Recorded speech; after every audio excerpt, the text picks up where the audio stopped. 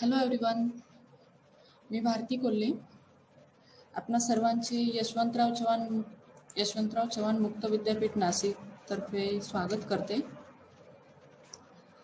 आज आपलं लेक्चर आहे V92 BSc programme. V92 BSc physics chemistry mathematics programme for the course physics 01 S34121 हा course code आहे. सगळ्यांनी लक्षात घ्या, हे लेक्चर FYBSCचं आहे आणि युनिट आहे 02.02 momentum and energy. I think आपण सुरू करूयात आता. ओके, हो, हे लेक्चर फर्स्ट सेमिस्टरचं आहे सध्या, कारण की आपल्या युनिव्हर्सिटीच्या ऑड सेमिस्टर सुरू आहे, त्यामुळे लेक्चर बरेचसे ते ऑड सेमिस्टरचे होत आहे आणि इव्हन सेमिस्टरचे लेक्चर हे ऑड सेमिस्टरचे लेक्चर संपल्यानंतर आम्ही काउन्सिलिंग सेशन सुरू करू. तुम्हाला कुणालाही काही डाऊट्स असतील टॉपिकशी रिलेटेड तर ते तुम्ही चॅट बॉक्समध्ये टाकू शकाल आणि तुमचे माईक व्हिडिओ ऑफ ठेवा. थँक्यू. आता मी लेक्चर सुरू करते. प्रॅक्टिकल वगैरे होणार का? तर प्रॅक्टिकल वगैरे होत असतात, ते तुमच्या स्टडी सेंटरला होत असतात. त्यासाठी तुम्ही स्टडी सेंटरसोबत कोऑर्डिनेट करू शकता. ओके, आपण लेक्चरला सुरू करूयात. आज आपलं लेक्चर आहे V92 BSc physics chemistry mathematics programme for the course S34121 physics 01 unit 2.02 momentum and energy. Learning objective of today's lecture is, after successful completion of this lecture, you all will be able to define the linear momentum, explain the relationship between momentum and force. You will able to state the Newton's second laws of motion in terms of momentum.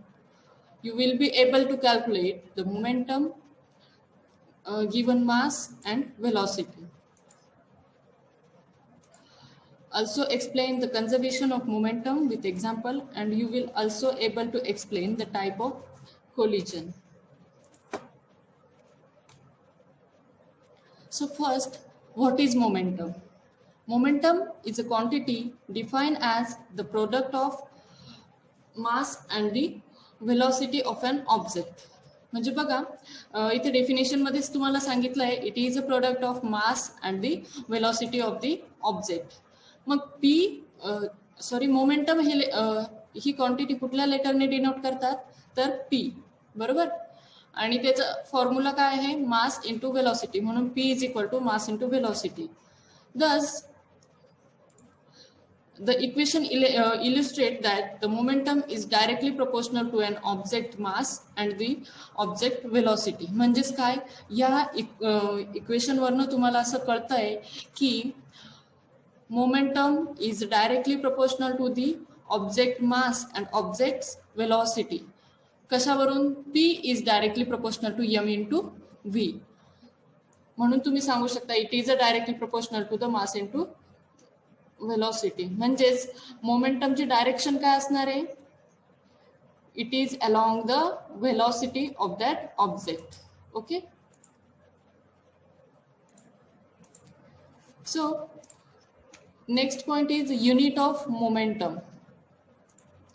आपल्याला माहिती आहे मोमेंटमचा formula आपण आता बघितला. P is equal to mass into velocity.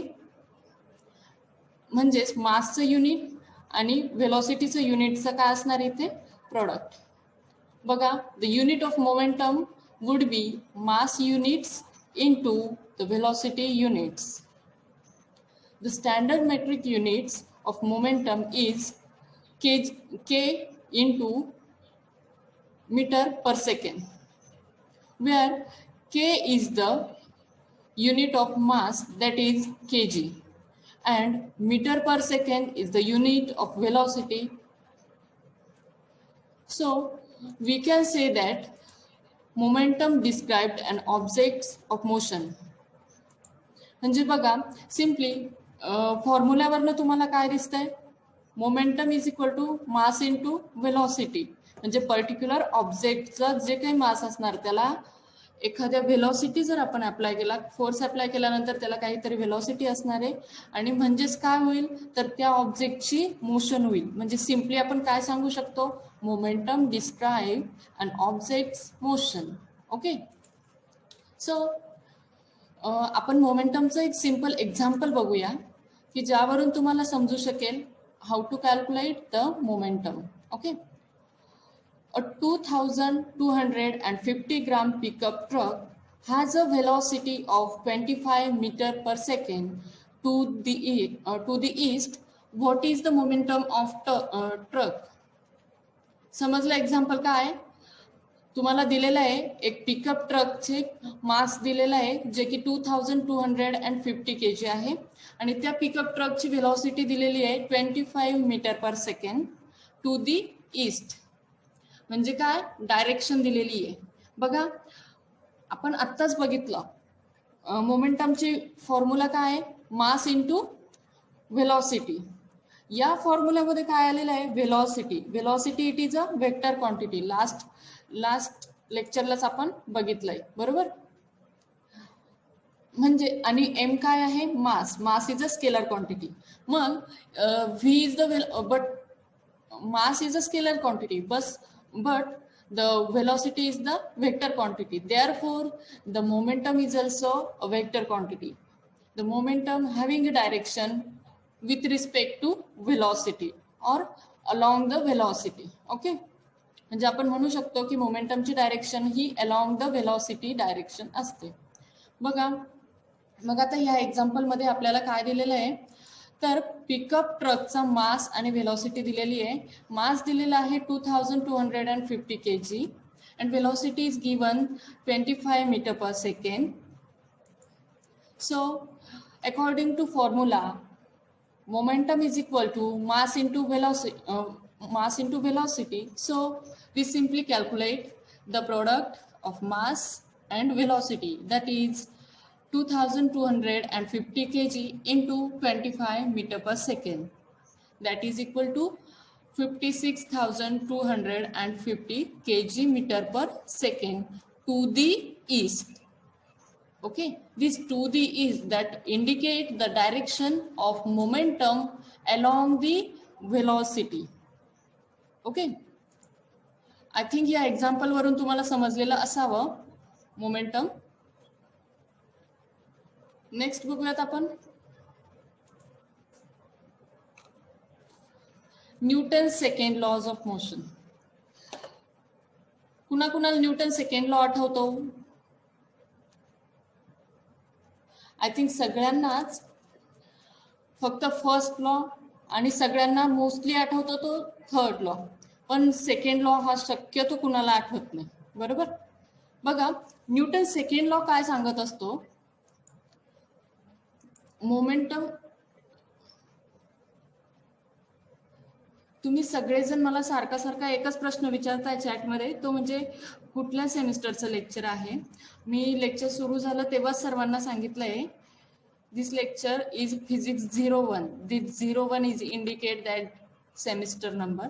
Okay, आणि course code आहे S34121.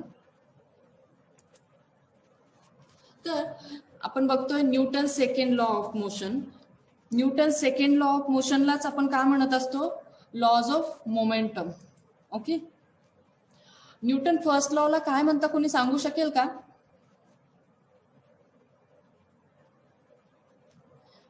तुम्ही चॅट बॉक्स मध्ये रिप्लाय करू शकता. न्यूटन फर्स्ट लॉला काय म्हणता, जसं की मी आता सांगितलं तुम्हाला न्यूटन सेकंड लॉला म्हणत असतो आपण लॉज ऑफ मोमेंटम, तसं न्यूटन फर्स्ट लॉला काय म्हणतो? Yes, Aadarsh Rathod reply me that law of inertia. It is correct. Newton first लॉला आपण म्हणत असतो लॉ ऑफ इनर्शिया, सेकंड लॉला म्हणत असतो लॉ ऑफ मोमेंटम.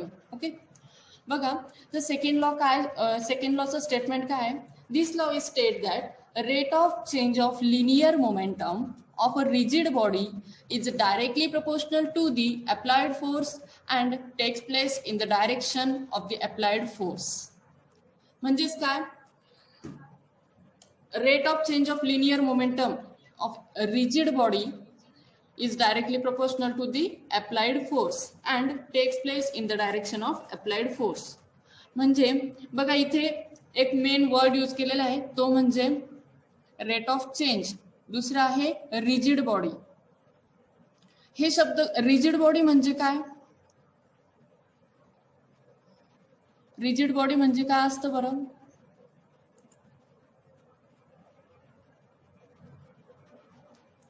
सांगाल का कुणी?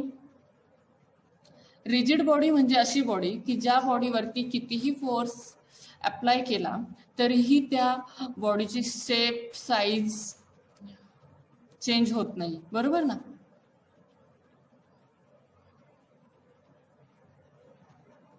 शेप साईज त्याची चेंज होत नसते. बघा आपल्याला बऱ्याचशा बॉडी माहीत असतात, फिजिक्समध्ये आपण शिकलेले आहेत 11th-12thला. रिजिड बॉडी, त्यानंतर elastic body, black body. Rigid body म्हणजे काय असतं, द बॉडी त्याच्यावरती आपण कितीही फोर्स अप्लाय केला त्या बॉडीची शेप साईज चेंज होत नाही. ओके.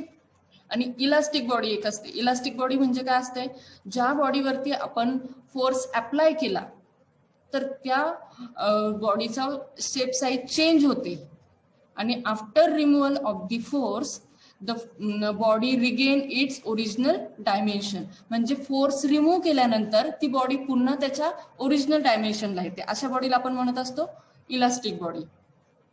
ओके. मग रिजिड बॉडी म्हणजे इलास्टिक बॉडी नसते. काहींनी रिप्लाय केलेला आहे इलास्टिक. पण रिजिड बॉडी आणि इलास्टिक बॉडीमध्ये फरक असतो. तो म्हणजे रिजिड बॉडी अशी असते की ज्याच्यावरती आपण फोर्स अप्लाय केला तरीही त्या बॉडीची शेप अँड साईज चेंज होत नाही.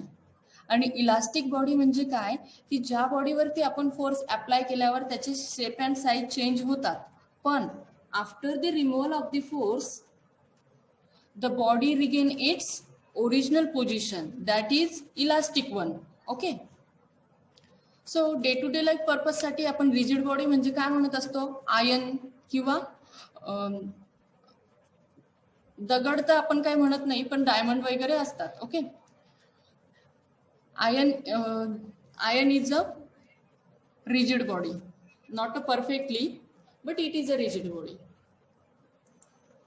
So न्यूटन सेकंड लॉचं इक्वेशन काय होतंय बघा, rate of change of momentum. आपण बघितलं आताच काय, momentum is the mass into velocity, बरोबर. आणि this delta is indicate that rate of change, rate of change of velocity. Rate म्हणजे काय, this momentum is changing with respect to time. म्हणजे काय म्हणतोय आपण, ही total quantity rate of change of momentum is directly proportional to the applied force and takes place in the direction of applied force. Okay. म्हणजेच बघा इथे तुम्हाला तेच दाखवलं गेलंय. त्या लॉ वरनं तुम्हाला काय, Newton second law can be use to relate the momentum of an object to the resultant force acting on it. जे इक्वेशन आपण बघितलं, F net is equal to M A which is equal to M into delta V by delta T which is equal to delta M V by delta T. काय हे सगळं फोर्सचा formula आपल्याला माहिती आहे काय असतो, तो मास इंटू ऍक्सेलरेशन, बरोबर. पण ऍक्सेलरेशन काय असतं, acceleration is the rate of change of velocity with respect to time, बरोबर. मग दिस वेलॉसिटी इंटू मास आपण बघितलं, मास इंटू वेलॉसिटीलाच आपण काय म्हणत असतो, मोमेंटम. म्हणून आपण सिम्पली काय म्हणू शकतो, change in momentum with respect to time म्हणजेच rate of change of momentum which is equal to force, बरोबर. हे आपल्याला न्यूटन सेकंड लॉ मधून कळतंय. म्हणजेच काय, the change in an object's momentum divided by the elapsed time equal to the constant net force acting on the body. म्हणजेच हे जे इथे डेल्टा एम व्ही त्यालाच आपण काय म्हणू शकतो, डेल्टा पी. म्हणजेच change in momentum with respect to delta time म्हणजे time interval, for what time of interval the velocity of a body is changing. If the velocity of a body is changing, then automatically momentum is changing. मग the change in momentum with respect to time काय असणार आहे? The net force acting on that body. Next term आहे बघा impulse. हे जे काही lecture आहे याच्यामध्ये बऱ्याचशा टर्म, आता हे फर्स्ट इयरचं आहे आणि फर्स्ट सेमिस्टरचं आहे, त्याच्यामुळे बऱ्याचशा टर्म ह्या तुम्ही 11वी-12वीला फॅमिलियर आहात. तर इम्पल्स म्हणजे काय असतं बरं, तुम्ही सांगू शकेल का? इम्पल्स म्हणजे काय असतं?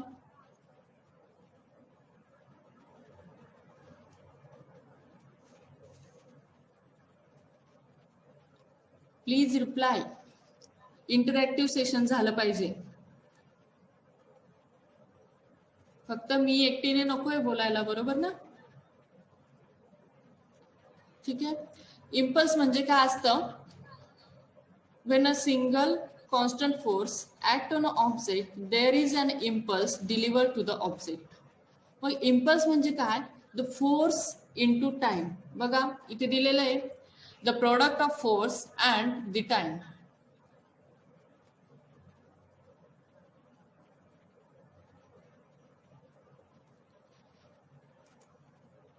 It is the product of the force and the time over which the force is applied. म्हणजे एखाद्या बॉडीवर आपण किती टाइम साठी फोर्स अप्लाय करतोय ते टोटल मॅग्नेट्यूड, फोर्सची ती total magnitude into for what time we are applying the force on that body. त्या टाइमचा आणि फोर्सचा प्रॉडक्ट म्हणजेच काय असतं? इम्पल्स. बरोबर. मग आपल्याला इथे फॉर्म्युल्यामध्ये काय दाखवलं बघा, impulse is equal to delta P which is equal to mass in bracket VF minus VI. हे जस्ट तुम्हाला फायनल फॉर्म्युला दाखवला. मग काय असतं बरं, इथे तुम्हाला डेफिनेशन मध्ये तर दाखवलं आहे it is the product of force and time. पण फॉर्म्युल्यामध्ये दाखवलं आहे impulse is equal to the delta P that is change in momentum. How it is equal to change in momentum?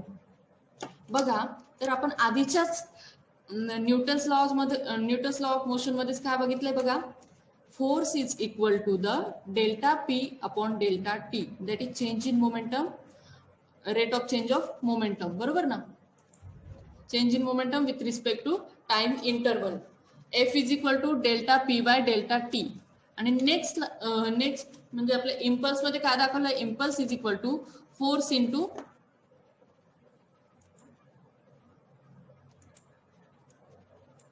Impulse मध्ये काय दाखवलंय, force into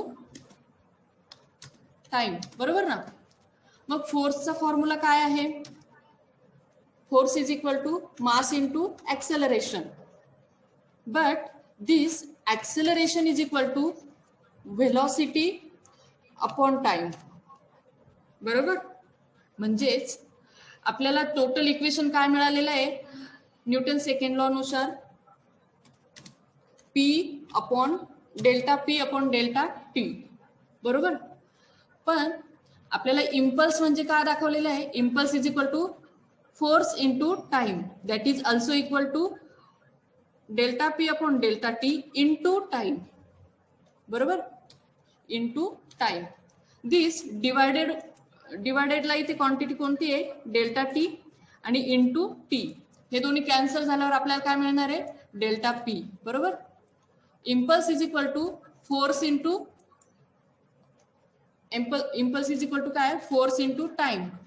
but we know that force is equal to delta P by delta T into this time. बरोबर ना? मग time and time get cancel, we get delta P. म्हणून impulse is equal to change in momentum, delta P that is change in momentum. समजलं हे?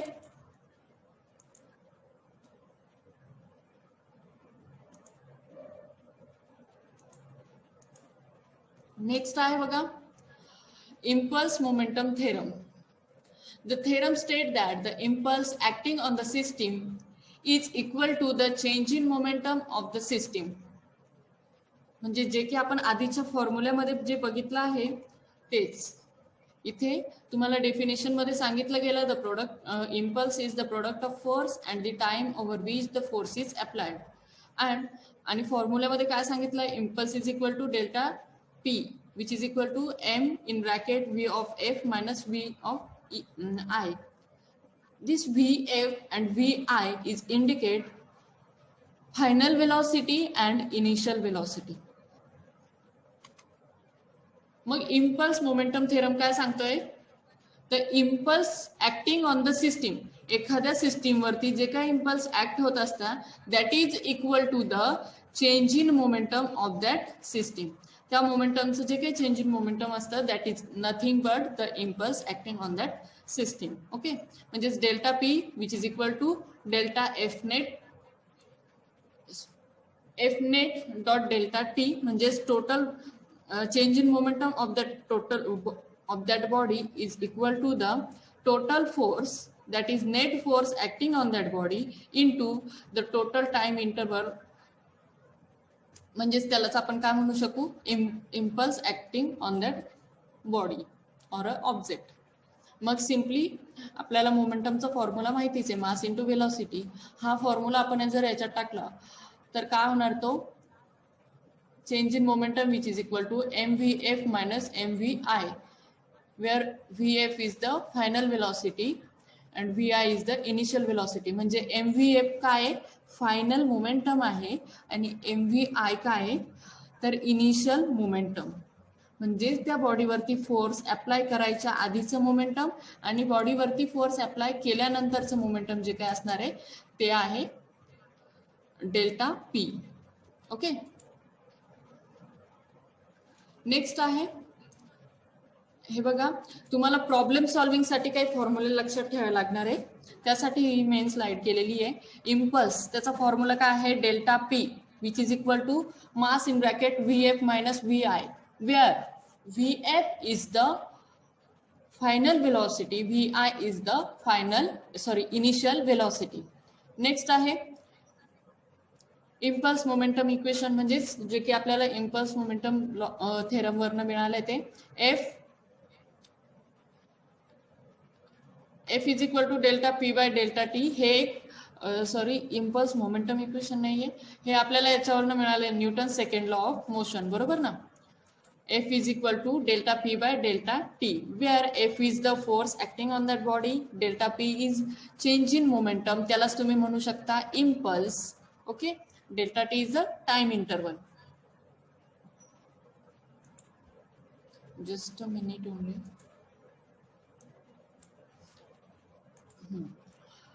नंतर आहे impulse delta P is equal to F into delta T.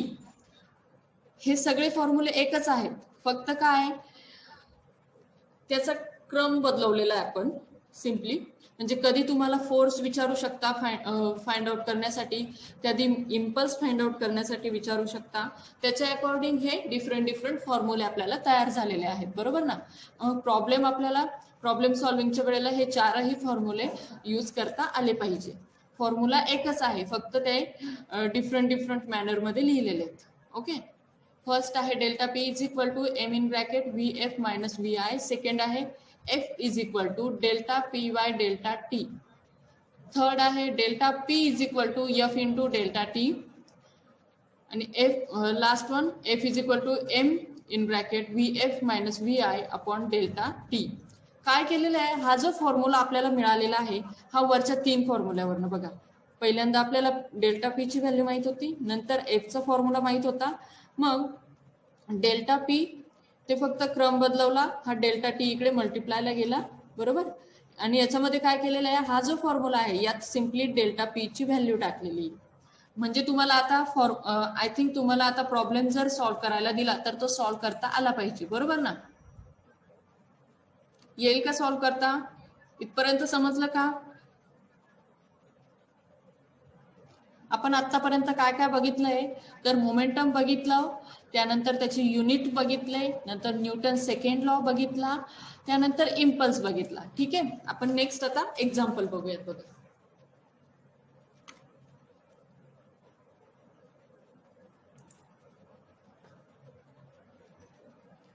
बघा तुम्हाला एक problem solve करण्यासाठी दिलेला आहे. A 1400 kg car moving westward with a velocity of 15 meter per second collide with a utility pole and is brought to the rest in 0.3 second. Find the magnitude of a force exerted on the car during the collision. Okay. बघा कारचं मास किती दिलेलं आहे 1400 kg बरोबर. त्यानंतर car is moving westward with the velocity of 15 metre per second बरोबर. म्हणजे पहिल्यांदा कार किती वेलॉसिटीने मूव्ह होते तर 15 metre per second to the west बरोबर. It collides with a utility pole and brought to the rest. Brought to the rest म्हणजे काय. आता एक कार आहे जी की जिचं वेट आहे 1400 kg. ती 15 मीटर पर सेकंडनी मूव्ह होते आणि ती एका पोलवरती कोलाइड झाली आणि after collision that car is brought to the rest. म्हणजेच आता कारची वेलॉसिटी काय झाली 0. Why because it car brought to rest in 0.3 second. म्हणजेच त्या कोलिजनसाठी लागलेला टाइम काय आहे 0.3 म्हणजे आफ्टर दी कोलिजन बरोबर ना. म्हणजे फर्स्ट इनिशियल आणि फायनल याच्यामध्ये जो काही टाइम होता तो काय होता 0.3 सेकंड होता बरोबर. मग तुम्हाला फाइंड आउट काय करायचं आहे. Find the magnitude of force exerted on the car during the collision. म्हणजे त्या कोलिजनच्या दरम्यान त्या कारवरती किती फोर्स एक्झर्ट झाला तो तुम्हाला फाइंड आउट करायचा आहे बरोबर. आपण एक इक्वेशन बघितलंय आधीच्या स्लाइडमध्येच मी तुम्हाला दाखवलंय. काय होता formula F is equal to mass in bracket VF minus VI upon delta T बरोबर. मग आता आपल्याला मासची व्हॅल्यू माहिती आहे किती ती 1400 kg. VI that is initial velocity काय आहे 15 मीटर पर सेकंड बरोबर. त्यानंतर VF फायनल वेलॉसिटी किती आहे 0. Why this is because of why this is 0 because of the car brought to the rest. नंतर डेल्टा टी टाइम किती लागलेला आहे 0.3 सेकंड. मग सिम्पली ह्या सगळ्या व्हॅल्यू तुम्ही या इक्वेशन मध्ये टाकू शकता आणि फाइंड आउट करू शकता. बघा F is equal to M in bracket VF minus VI upon delta T. M ची व्हॅल्यू टाकली आपण 1400 kg. VF is a final velocity ती आहे 0 metre per second minus VI 15 metre per second काय upon 0.3. ठीक आहे. तर 0 मायनस 15 हे किती -15 राहील. -15 इंटू याचं मल्टिप्लिकेशन डिवाइड बाय 0.3. जे काय आन्सर येईल ते काय आहे -70,000 kg metre per second. This is the force exerted on the body. Next बघा नेक्स्ट एक्झाम्पल दिलेलं आहे. A 2250 kg car traveling in the west is slowed down uniformly from 20 meter per second to 5 meter per second in 4 seconds. What constant force acting on the car during this time?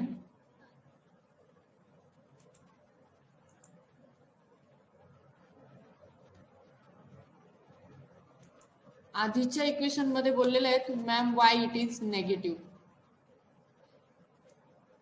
तुम्ही हा जर bracket solve केला final velocity किती आहे 0 minus initial velocity आहे 15. 0 मधून 15 minus केल्यावरती काय येणार आहे -15 आणि -15 इंटू यांचं मल्टिप्लिकेशन करून जर टोटल आन्सर सॉल्व केलं तर तुम्हाला ते मिळणार आहे मायनस.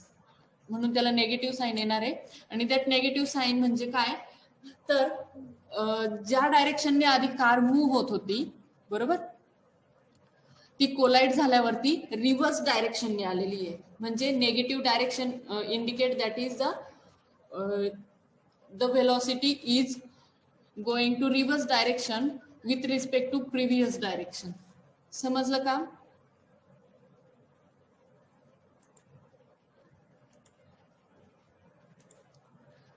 नेक्स्ट एक्झाम्पल काय बघत होतो आपण, a 2250 kg car traveling to the west is slow down uniformly from 20 meter per second to the 5 meter per second in 4 seconds. What constant force acted on the car during this time? बघा याच्यामध्ये तुम्हाला कारचं मास दिलेलं आहे 2250 kg. Initial velocity दिलेली आहे 20 metre per second, final velocity दिलेली आहे 5 मीटर सेकंड, टाइम इंटरवल पण दिलेला आहे 4. बरोबर.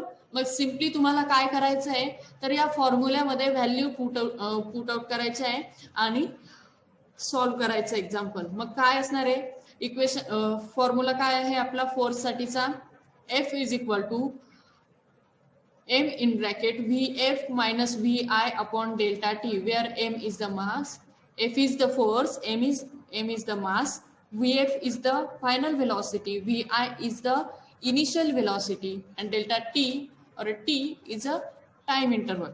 Okay. Now you can calculate the magnitude of the force, simply putting the value of all these things. Okay. Next example आहे बघा, जे काही एक्झाम्पल होतं त्याच एक्झाम्पल मध्ये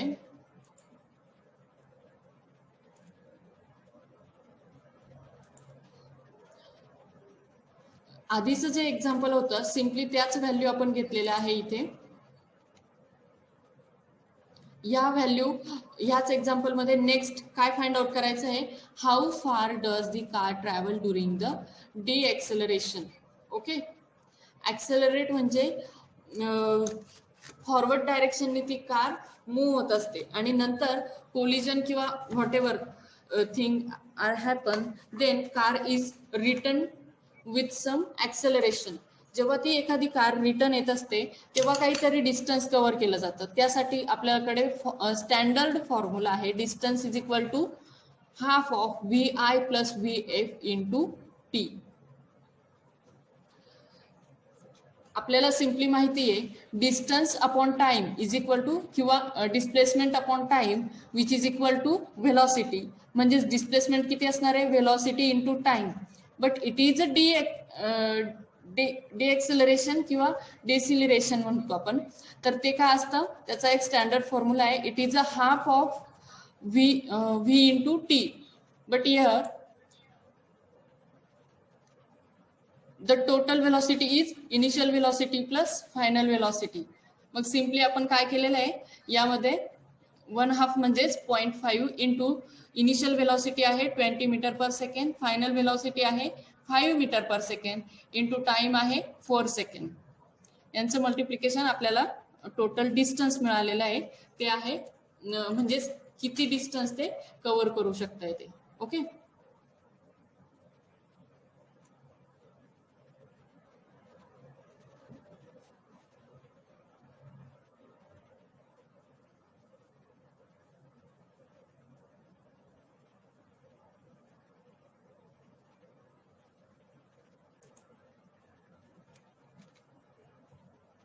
नेक्स्ट बघतोय आपण 2 मिनिट नंतर I think so meeting end होईल. पुन्हा तुम्ही सर्वांनी लगेच लॉग इन करा, आपण कंटिन्यू करूयात. ओके. तोपर्यंत बघा calculating the change in momentum. बघा momentum of the system is changing or it may be conserve.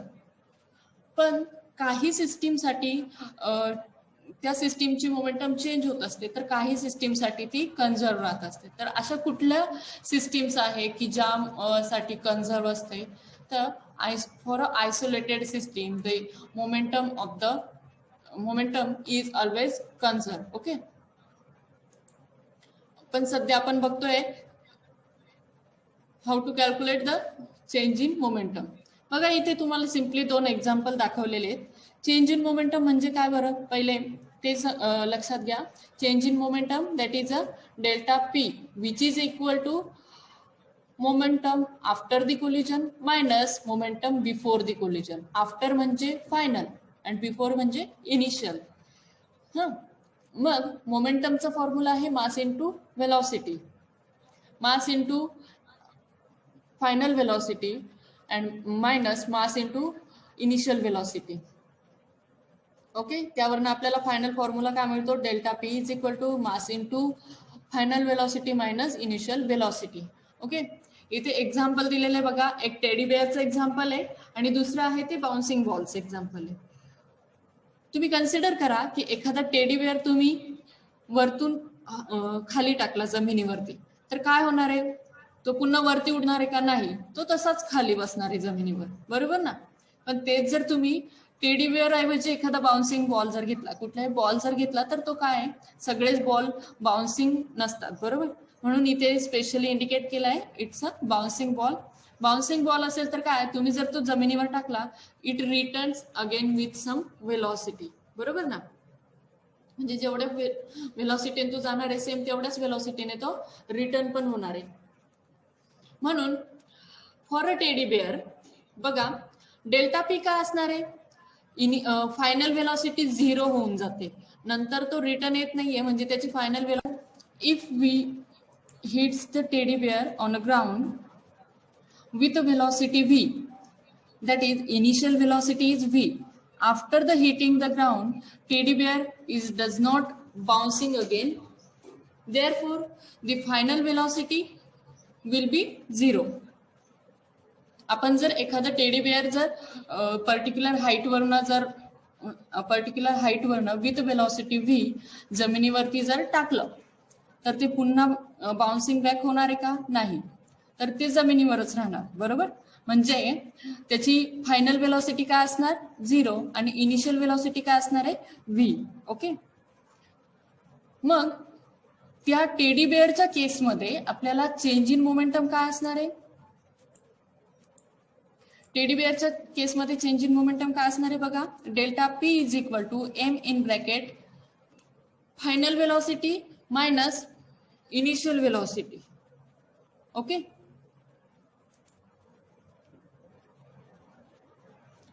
Final velocity किती आहे, 0 मायनस इनिशियल वेलॉसिटी किती आहे, मायनस व्ही म्हटलेलं इथं. वाय,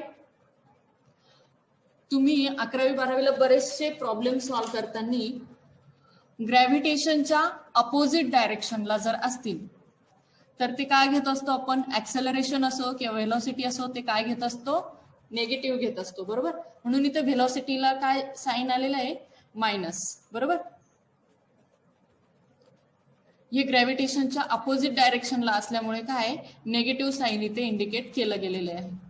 तेच मग काय होणार आहे, 0 मायनस मायनस व्ही, म्हणजे हे टोटल काय होणार आहे, व्ही इंटू एम, म्हणजे total change in momentum for the teddy bear is delta P is equal to M V. Okay, and for the bouncing ball, एखादा बाउन्सिंग बॉल जर असेल आणि तो जर आपण जमिनीवरती टाकला, तर त्याची मोमेंटम काय असणार आहे बघा, आपण जमिनीवर टाकला तर तो जमिनीवर राहील का, नाही, again it's repeats the same velocity, बरोबर. तो पुन्हा रिपीट बाउन्स होणार आहे, कुठल्या, सेम वेलॉसिटीने.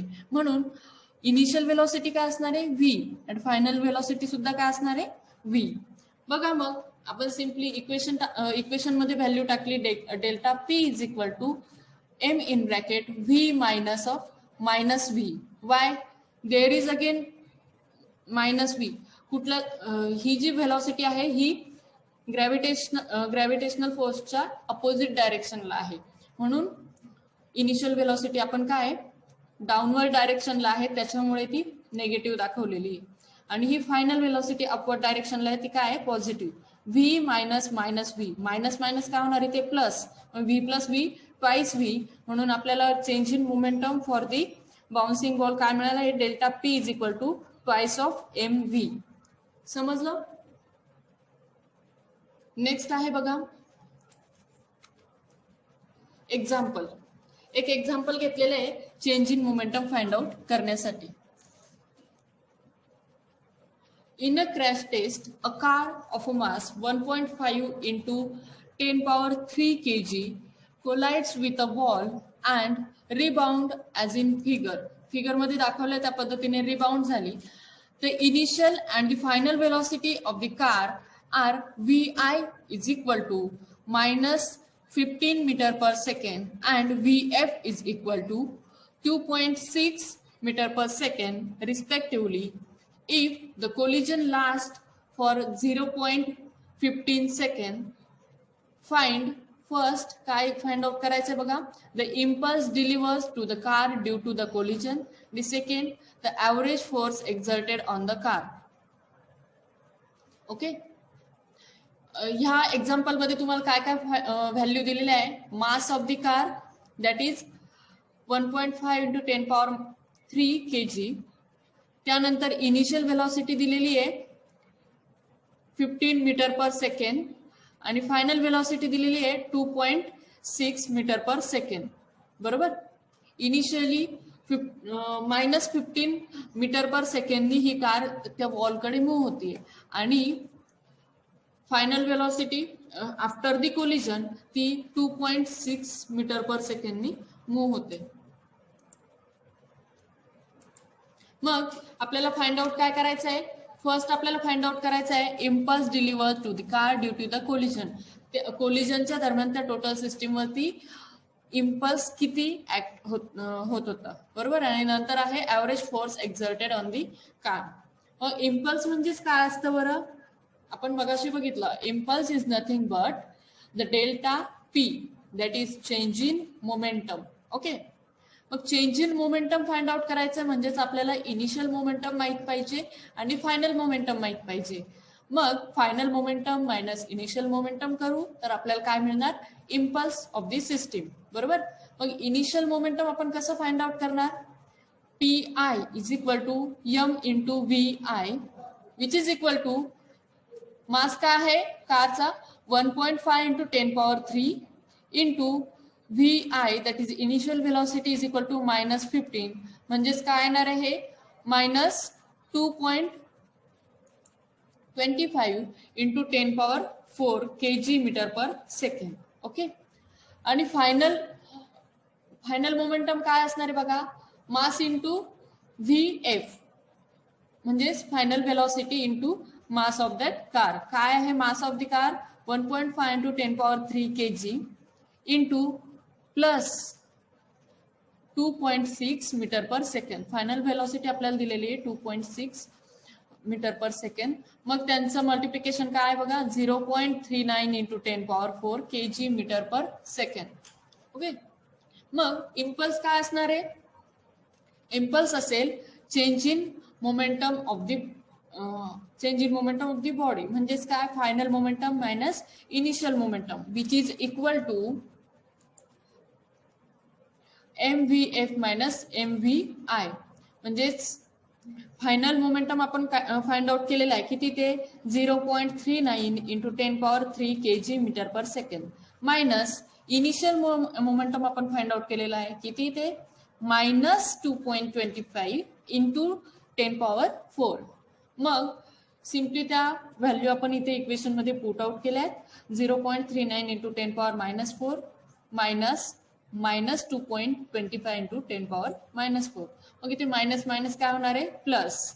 सिम्पली इथे ऍडिशन होणार आहे का तर हे 10⁻⁴ कॉमन आहेत. बरोबर, मग काय येणार आहे ते answer 2.64 into 10⁻⁴ kg metre per second. This is nothing but change in momentum of the body and this is also equal to impulse delivers to the car due to the collision. Okay, मग आपल्याला आपण आता impulse find out केलेला आहे. Next आहे average force exerted on the car. आपल्याला find out करायचं आहे force exerted on the car. आपल्याला न्यूटन सेकंड लॉ नुसारच कळालेलं आहे. काय न्यूटन सेकंड लॉ काय सांगतो तर delta P by F is equal to delta P by delta T. बरोबर, मग डेल्टा P that is nothing but impulse आपण आताच फाइंड आउट केला आहे काय 2.64 into 10⁻⁴ kg metre per second divide by delta T. Delta T आपल्याला दिलेला आहे एक्झाम्पल मध्ये काय 0.15 second. Collision last for the 0.15 second, म्हणजेच टाइम दिलेला आहे 0.15 सेकंड. सिम्पली कॅल्क्युलेशन करून आपल्याला आन्सर येणार आहे 1.76 इंटू 10⁵ न्यूटन. ओके, सगळ्या क्वांटिटीज आपल्याला SI युनिट मध्ये दिलेल्या आहे, त्याच्यामुळे फोर्सचं युनिट पण इथे असणार आहे न्यूटन. ओके, चार्टमध्ये कोणीतरी विचारलंय चॅट बॉक्समध्ये डायरेक्ट फॉर्म्युलामध्ये येणार नाही का, तर येईल. आपण तेच करतोय. डायरेक्ट फॉर्म्युला आपल्याला माहिती आहे.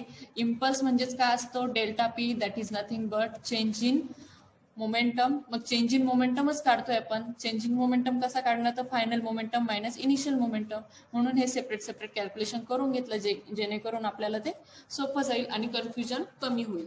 ओके, आणि change in momentum upon time which is nothing but the force exerted on that system. Okay, मग आपल्याला आय थिंक हे एक्झाम्पल तुम्हाला समजलेलं असावं. आपण नेक्स्ट एक्झाम्पल बघूयात.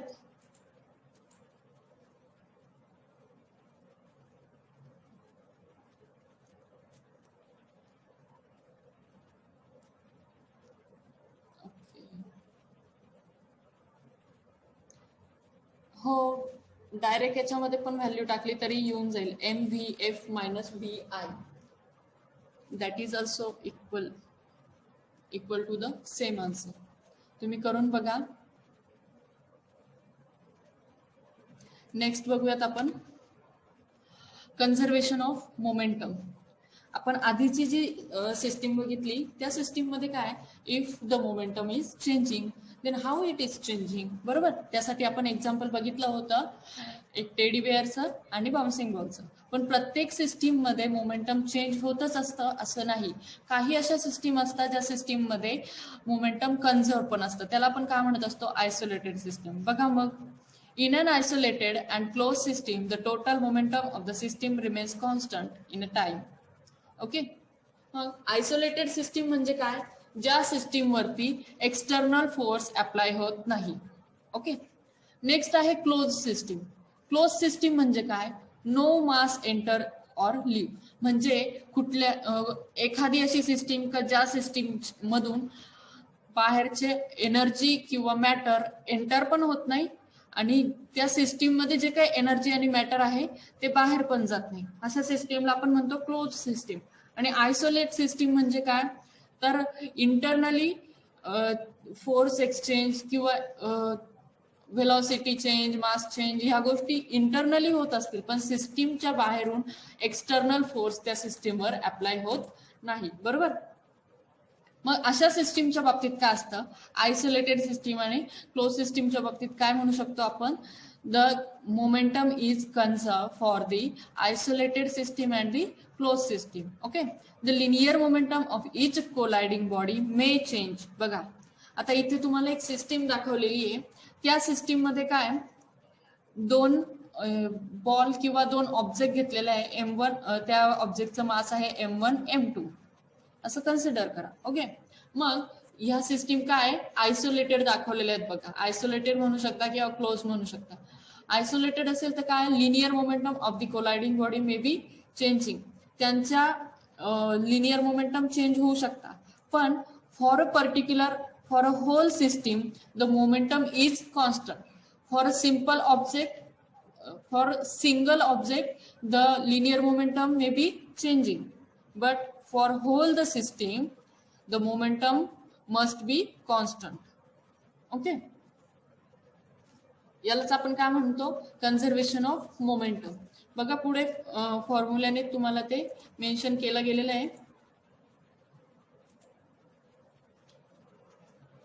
आपण मगाशी इम्पल्स मोमेंटम थेरम बघितला होता, त्याचं आपल्याला फायनल इक्वेशन मिळालं होतं काय,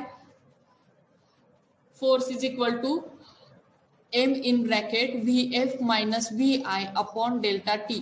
आता तो अपॉन डेल्टा टी डिवायडेडला जो होता तो इकडे सध्या मल्टिप्लायला नेलेला आहे आपण.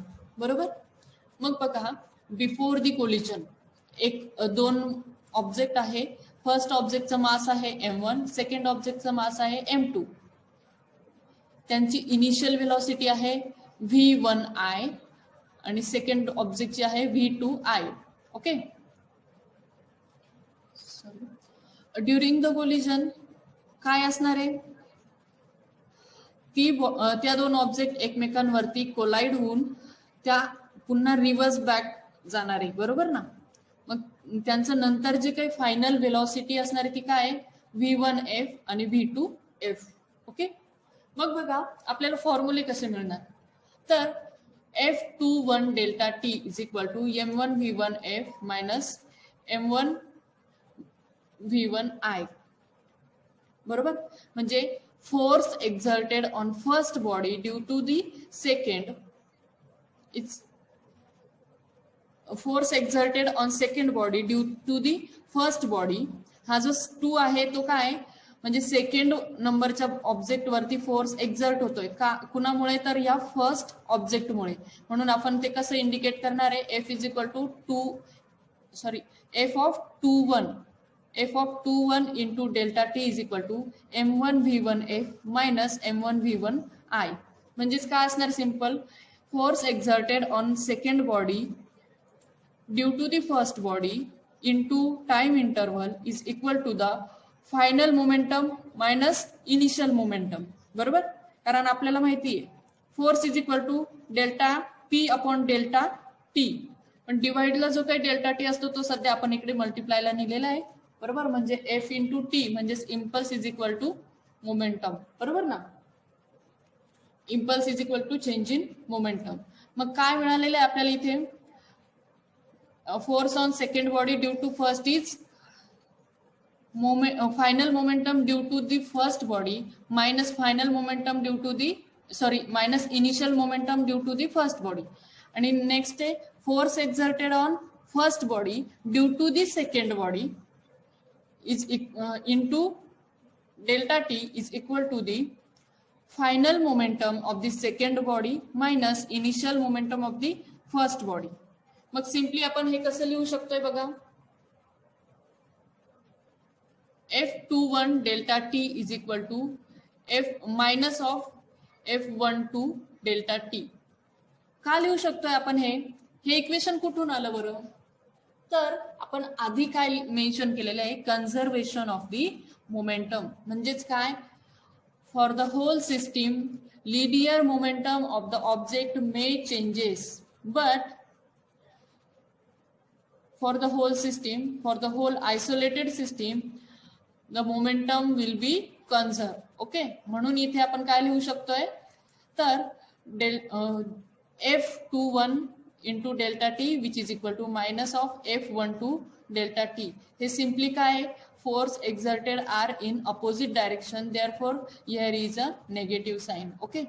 हे बघा इथे तुम्हाला सेकंड फिगर मध्ये दिसत असेल, हे दोन फोर्स एकमेकांच्या अपोजिट डायरेक्शनला आहे, त्यामुळे एक फोर्स काय असणार आहे, एक फोर्स आपण निगेटिव्ह डायरेक्शनने दाखवणार आहे, बरोबर. नंतर आहे बघा, मग आपण काय केलंय, सिम्पली F21 ची व्हॅल्यू टाकली, F21 इंटू डेल्टा टी ची व्हॅल्यू टाकलेली आहे m1 v1f minus m1 v1i is equal to minus of F12 ची व्हॅल्यू टाकलेली आहे, काय ती m2 v2f minus m2 v2i, बरोबर. हे delta T gets cancel on the same side.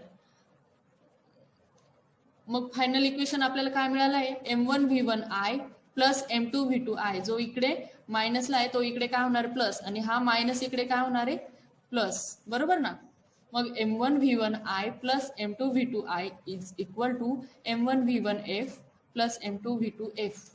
मग आता तुम्ही मला सांगू शकता का हे काय आहे, m1 v1 m2 v2, हे initial momentum of the first body, initial momentum of the second body, final momentum of the first body आणि final momentum of the second body. म्हणजेच आपण काय म्हणू शकतो, दोनही बॉडींचा इनिशियल मोमेंटम म्हणजेच काय, त्या सिस्टीमचं इनिशियल मोमेंटम, बरोबर. आणि दोनही बॉडींचं फायनल मोमेंटम, त्यालाच आपण काय म्हणू शकतो, टोटल सिस्टीमचा मोमेंटम, बरोबर ना. म्हणजेच initial momentum is equal to the final momentum. मग दोनही इनिशियल मोमेंटम आणि फायनल मोमेंटम जर आपण इक्वल आहे असं प्रूव्ह केलंय, तर म्हणजेच ते काय असणार आहे, it is the conserve system, किंवा त्या for that system the momentum is conserve. Okay.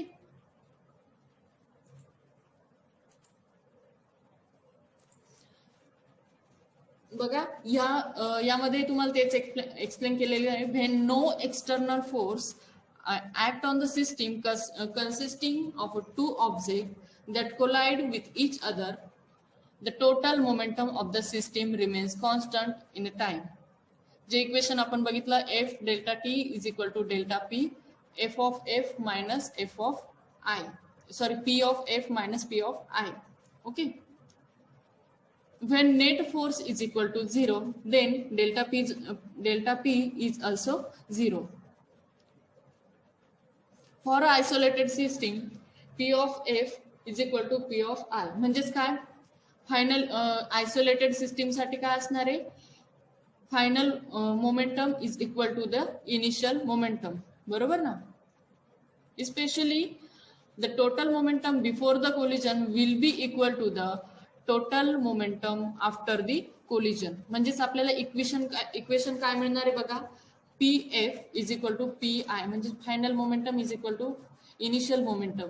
मग इक्वेशन काय मिळणार आहे, m1 v1 i plus m2 v2 i which is equal to m1 v1 f plus m2 v2 f. Okay. म्हणजे I think conservation of momentum ही concept तुम्हाला समजलेली असावी. आपण त्यावरचे एक्झाम्पल बघू, म्हणजे तुमची ही कन्सेप्ट अजून जास्त क्लिअर होईल. नेक्स्ट बघतोय आपण एक्झाम्पल. बघा, an archer stands at a rest on frictionless ice and fires a 0.5 kg arrow horizontally at 50 meter per second. The combined mass of archer and bow is 60 kg. With what velocity does the archer move across the ice after firing the arrow? Okay. म्हणजे बघा, आपण बघितलं आताच conservation of momentum. त्याच्यात काय असणार आहे, initial momentum is equal to the final momentum. बरोबर. मग इनिशियल मोमेंटम काय असणार आहे, m1 v1 i plus m2 v2 i is equal to final momentum काय असणार आहे, m1 v1 f plus m2 v2 f. बरोबर. इथे दोन ऑब्जेक्ट दिलेले आहेत. कुठल्या, हा पर्सन आणि त्याने जी ऑब्जेक्ट होल्ड केलेली आहे ती ऑब्जेक्ट. बरोबर. अशा दोन ऑब्जेक्ट आपण इथे कन्सिडर करतोय. बरोबर ना. मग त्या एरोचं वेट किती आहे, 0.5 kg. बरोबर. आणि टोटल सिस्टीमचं वेट किती दिलेलं आहे, 60 kg. आणि तो एरो किती व्हेलॉसिटीने मूव्ह होतोय, 50 मीटर पर सेकंड. ओके.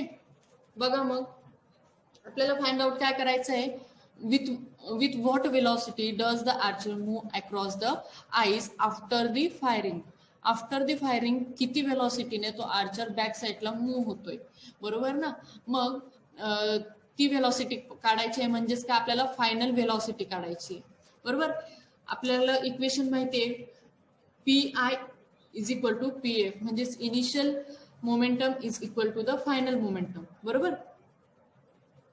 मग आपल्याला व्हॅल्यू दिलेली आहे, m1 ची व्हॅल्यू दिलेली आहे 60 kg, m2 ची व्हॅल्यू दिलेली आहे 0.5 kg. त्यानंतर v2i म्हणजे इनिशियल व्हेलॉसिटी जी काय आहे दोनही यांची, ती किती आहे, 0. सध्या रेस्टला आहे. बरोबर ना. स्टँड्स ऍट अ रेस्ट म्हणून ही काय, इनिशियल व्हेलॉसिटी दोन्ही ऑब्जेक्टची काय आहे, 0 आहे. आणि फायनल व्हेलॉसिटी सेकंड ऑब्जेक्टची काय आहे, 50 मीटर पर सेकंड. आणि त्या फर्स्ट ऑब्जेक्ट म्हणजे आपण हा आर्चर कन्सिडर केलेला आहे, त्याची फायनल व्हेलॉसिटी फाइंड आउट करायची आहे. मग ती किती असणार आहे बघा, आपण सिम्पली काय करणार, इक्वेशन मध्ये व्हॅल्यू पुट आउट करणार. इथे v1i आणि v2i म्हणजे इनिशियल व्हेलॉसिटी 0 असल्यामुळे इथे आपल्याला टोटल इनिशियल मोमेंटम काय असणार आहे, 0. बरोबर ना.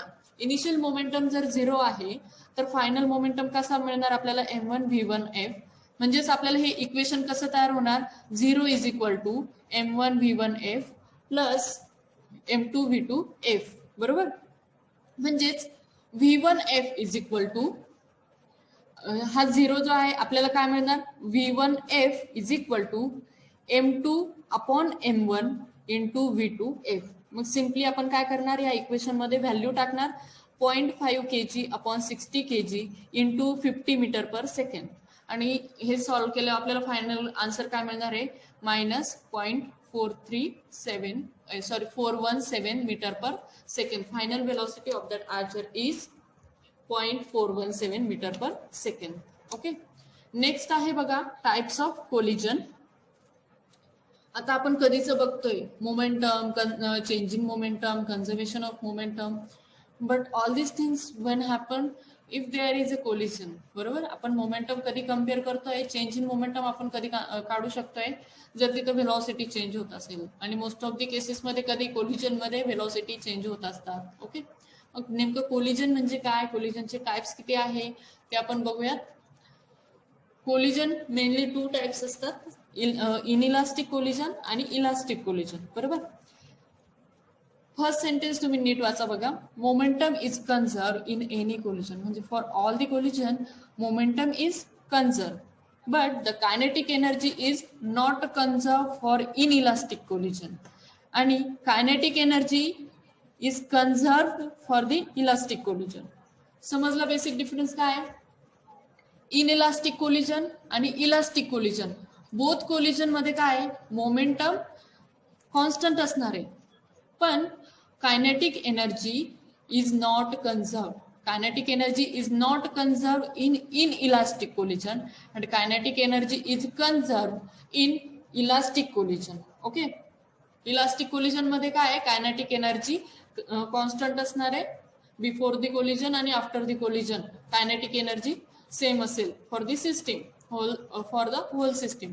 अँड इन इलास्टिक कोलिजन मध्ये कायनेटिक एनर्जी काय बिफोर द कोलिजन डिफरंट असेल आणि आफ्टर द कोलिजन डिफरंट असेल. ओके, बघा मग आपण एक्झाम्पल बघू याचं. परफेक्टली इन इलास्टिक कोलिजन, या एक्झाम्पल मध्ये तुम्हाला 2 कार दाखवल्या आहेत. त्या कार, फर्स्ट कार मास m1 कन्सिडर केलेला आहे, सेकंड कारचा मास कन्सिडर केलेला आहे m2. ओके, आणि त्यांची व्हेलॉसिटी आहे v1i v2i, म्हणजे फर्स्ट कारची व्हेलॉसिटी आहे v1i इनिशियल. ओके, आणि सेकंड कारची इनिशियल व्हेलॉसिटी आहे v2i. आफ्टर द कोलिजन काय होणार आहे, त्या कार जेव्हा एकमेकांवरती कोलाइड होईल तेव्हा त्या 2 ऑब्जेक्ट किंवा त्या 2 कार स्टिक झालेल्या असं आपण कन्सिडर करू. त्या पुन्हा बॅक साईडला मूव्ह होणार नाहीये. बरोबर ना, म्हणजे त्यांचं फायनल मास किती असणार आहे m1 प्लस m2, आणि फायनल व्हेलॉसिटी काय असणार आहे, कुठल्या तरी एका कारमुळे दुसरी कार जस्ट स्लाइटली मागे गेलेली असेल ती त्याची काय फायनल व्हेलॉसिटी असणार आहे. बरोबर ना, म्हणजेच काय, the total momentum of 2 car before the collision is the same as the 2 car after the inelastic collision. म्हणजे काय, मोमेंटम सेम आहे, फक्त त्यांची कायनेटिक एनर्जी चेंज झालेली आहे. कायनेटिक एनर्जी का चेंज झाली बरं, तुम्हा सगळ्यांना कायनेटिक एनर्जीचा फॉर्म्युला माहिती आहे. कायनेटिक एनर्जीचा फॉर्म्युला काय असतो, हाफ mv².